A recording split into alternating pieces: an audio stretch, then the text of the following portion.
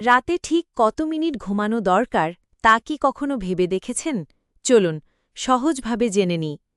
National slip foundation অনুযায়ী নবজাতক অর্থাৎ 0 থেকে 3 মাস বয়সীরা প্রতিদিন 14 থেকে 17 ঘণ্টা ঘুমানো উচিত, যা প্রায় 840 থেকে 1020 মিনিট।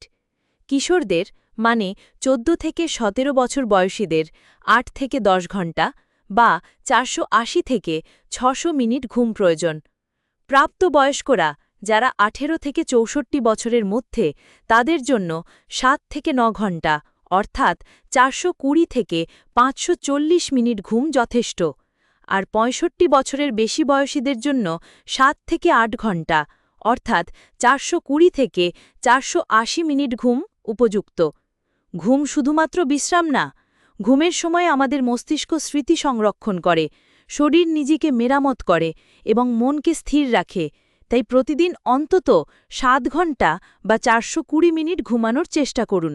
আপনার শরীর ও মন আপনাকে ধন্যবাদ জানাবে।